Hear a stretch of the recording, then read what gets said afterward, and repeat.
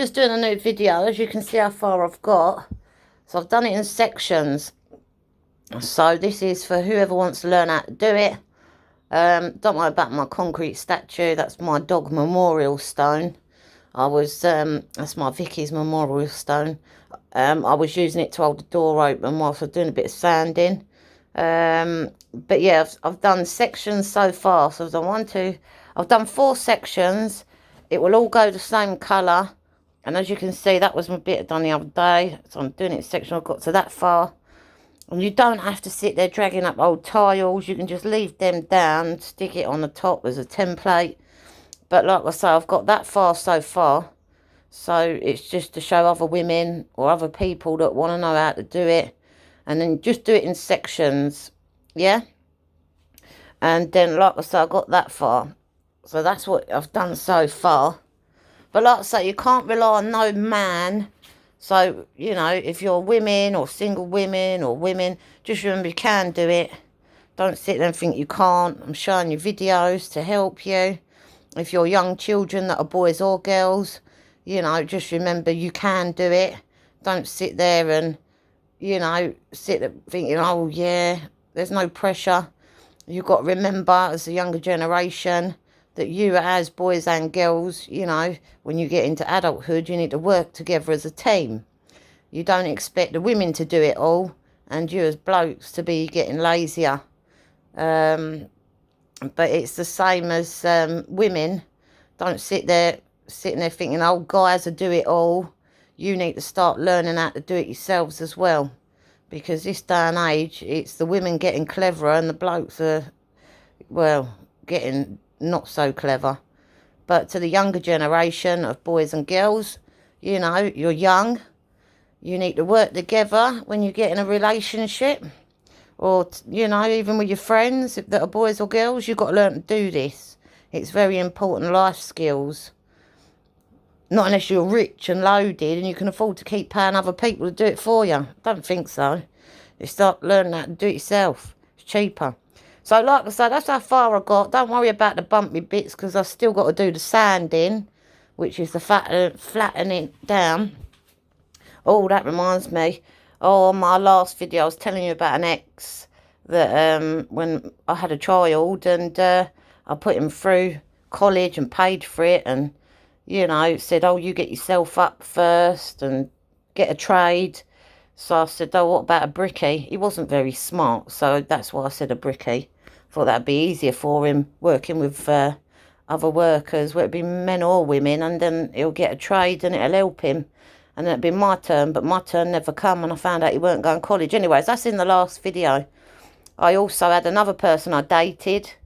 A long list of terrible guys, to be fair. They promise you the world. Oh, I love you, la, la, la. They go on like they can do all these things. Anyways, the last one, well, I married him. I put him and helped him and he went into bus driving, even though I found out he was an alcoholic, so it was a bad combination to be driving, and possible epilepsy because he had a fit, and his mum's brother had full-blown epilepsy, so it runs in the family. And I had to phone up for an ambulance. Well, he should have gone to have a simple 1 test done, claiming that he was noble. And he really wasn't. He refused to go and have the test done. So I decided, well, I don't want to be with someone who ain't noble. I don't want to be with someone who's not responsible. And he drink drives. And I just thought, no, sod that. That's a horrible thing to waiting to happen. You imagine him driving buses with people's loved ones. And he has an epileptic fit. And then that's a load of our loved ones dead. So I thought, well, sod that. Gone through all of this, married ya. Cool, if only I'd known all these problems a lot sooner, I wouldn't have even entertained or gone, oh yeah, let's start dating. And oh yeah, let's get married. I just wouldn't have bothered. And then he was saying about, oh, his granddad paedophiled him up. I was like, well, go and get some help for that. I mean, I was his wife. I thought, why didn't you tell me this like all these years back at the beginning? You know, but that's another one. You know, I stood by him and helped him when he got his driver's licence for a car and then get his job for a bus driver. He only had some little part-time job. on the army barracks. He was working in some little naffy room or whatever it is. In other words, storeroom, where they bring the store stuff into the little shop in the food bit to sell it, you know. But yeah, he didn't earn a lot, and I was the one that stood by him. And to think he couldn't step up, I thought, sod you. I work, I'm doing everything, you know. I thought, no. I'll tell you what, I trusted him, and I said, oh, I'll do a bit of DIY. To find out he couldn't do no man labour. He didn't even know. And I gave him one tiny bit of lino. There's no way you could cock that up in a small little bathroom. There's no way you could cock that up, laying a bit of small lino, right? See where Vicky is? A memorial stone. So literally from across there to there, but to the door. That's how small the lino was. That's all he had to lay. Somehow he cocked it up. He laid it, but instead of laying it flat in one piece, he fucked it up, and then he put a line right there, and then I had a bit there and a bit there, and I was like, well, how did you manage that? So, yeah, I never asked him to do lino again. I thought, oh, my God. But, yeah, he wasn't very good. The only thing I trusted him with was a bit of painting on the wall. Yeah. Yeah. And I let him, I tried to show him how to do a bit of wallpapering. But no, I wouldn't trust him with much else. Not the proper jobs anyways. But like I say, I had to get rid of him for good enough reasons. So whoever ends up with that one, well, wouldn't want to be in your shoes. Oh, look. There's baby Albert. Albert. Hello, Bubby. But yeah, like I say, to women out there, just got to be very careful, because there's so many guys going around acting like they're guys, and really they're actually not men or guys. They're actually children trapped in adults' bodies. And this is the point. They're not even got medical conditions. They're not even dyslexic or none of that. You know, it's quite shameful. It's quite embarrassing on their part, you know. Anyways, this video ain't about talking about that, but yeah. But that's how life is getting, and there's a lot of people talking. But yeah, so you'll find out in life. Just be careful. Yeah. And I also found out the women started doing it back at guys. My God, there was this guy I knew from years ago, and he started off at the bottom, and he worked his way up, and he got an house. He really worked really hard for it. And he got married to this woman. I said, oh, don't. I said, I know what you're going to say. She took you for your house. He went, yeah. How did you know that? I said, oh, don't. It was the way he was talking. I said, go on, what happened? He went, well, I got with her.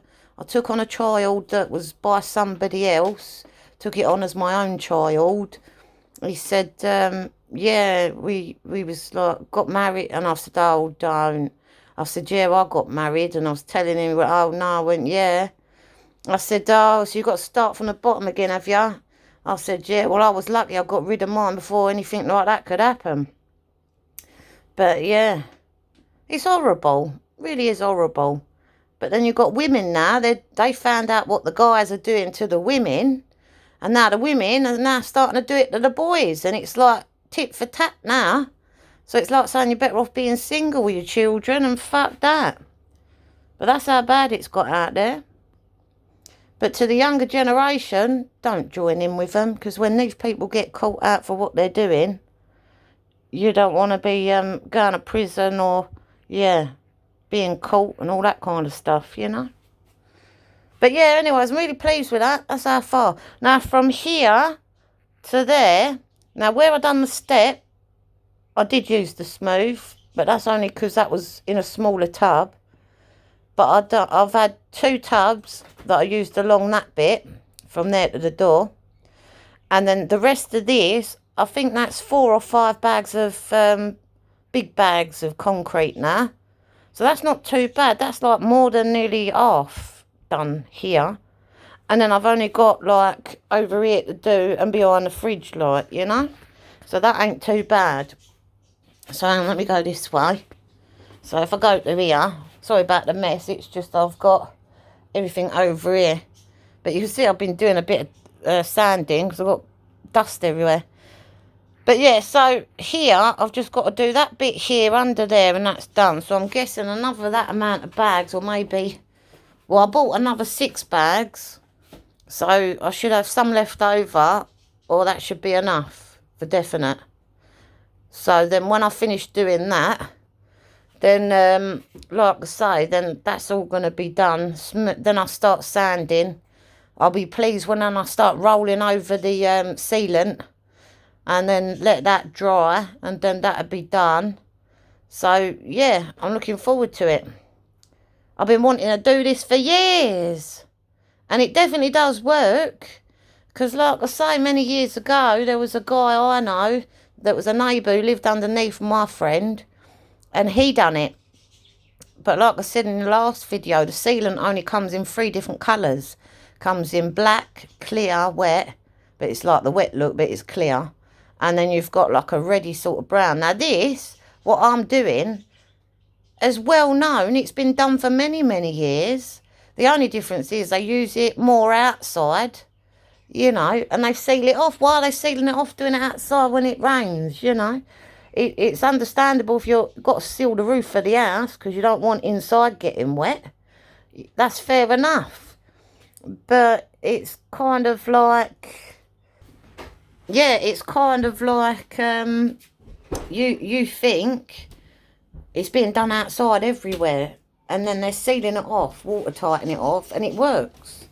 So why the hell not do it indoors? If it saves getting lino and keep replacing it every so many years, or when it breaks or splits for whatever reason, or doing carpet that you've got to keep cleaning every so often, then doing it this way, it's easy to clean. You can move furniture, whatever on it, you know, it's more durable. But the way I'm doing it, I will put up how much roughly it cost, so people can understand how to do a smaller room, depending on size, if it's the same size as mine, or a bit smaller or bigger. And then you can get a rough estimate how much it's going to cost. And the way I'm doing it is more affordable for the people of the public to do, because like I say, none of you are rich, won the lottery, have you? Or you're like minted rich folk. So really what I'm doing is more affordable. It's for the people of the public, teaching you how to do it, and then teaching you a cheaper way to do it so more affordable. But there you go. And then also cleaning. And yeah, that's what we want. Right, I'm going to go now, but I will do more videos. Right, mwah. See you later.